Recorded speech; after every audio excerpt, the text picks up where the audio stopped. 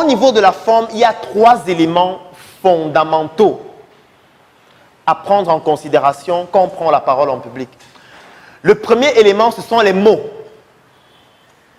Lorsque vous prenez la parole en public, les mots que vous utilisez ne représentent que 7% du message que vous êtes en train de transmettre à la personne qui vous écoute ou à l'auditoire qui vous écoute.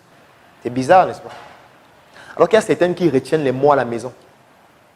Et que quand ils savent qu'ils vont prendre la parole en public, ils retiennent leur discours. Parce que quand vous prenez la parole en public, tous les mots que vous utilisez, on va les oublier. Parfois avant que vous ne finissiez de parler. Parce qu'en réalité, ce ne sont pas les mots qui sont plus importants quand on prend la parole en public. C'est la raison pour laquelle il est inutile de retenir les mots par cœur lorsqu'on va prendre la parole en public. C'est inutile, c'est une perte de temps. Pour les projets que vous comptez implémenter, il est inutile de rédiger un business plan. C'est totalement inutile. Le business plan qui est ce document-là dans lequel vous allez expliquer le projet, vous allez faire les projections du projet, vous allez faire des simulations financières, vous allez même parfois faire des perspectives financières du projet dans 2 ans, dans 3 ans, dans 5 ans, dans 10 ans, que vous utilisez parfois pour pouvoir rechercher des investissements.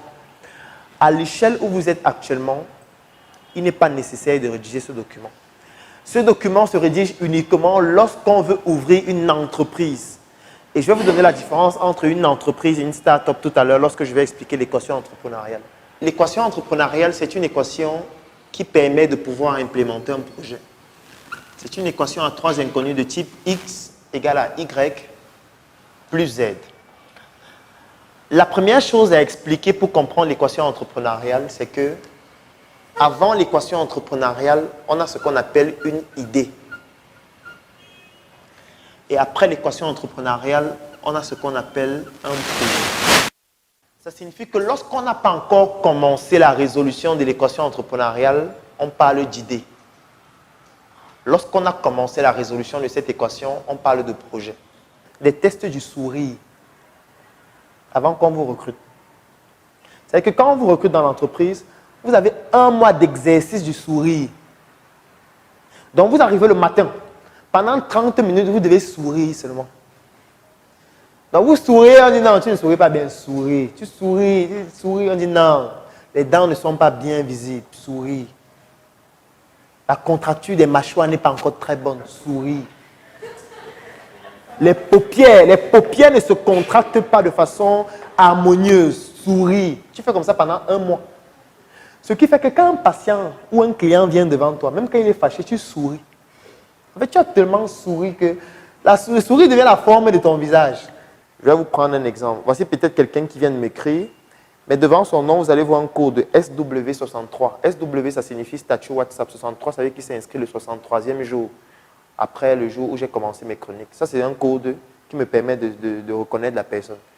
Il y a d'autres codes où je mettais pour savoir que c'est quelqu'un qui a assisté à une messe entrepreneuriale, c'est quelqu'un qui a assisté à une conférence, c'est quelqu'un qui a assisté à une formation, je mets le code de la formation, etc.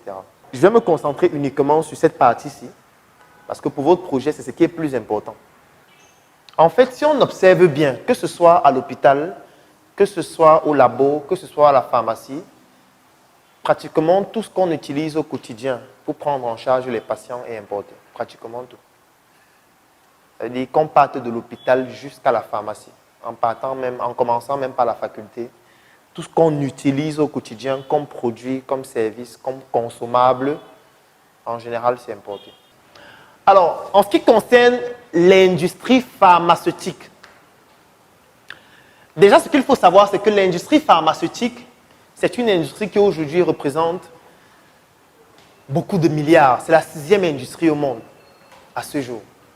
Moi, j'ai voulu prendre certains exemples de certains médicaments qu'on peut très facilement fabriquer localement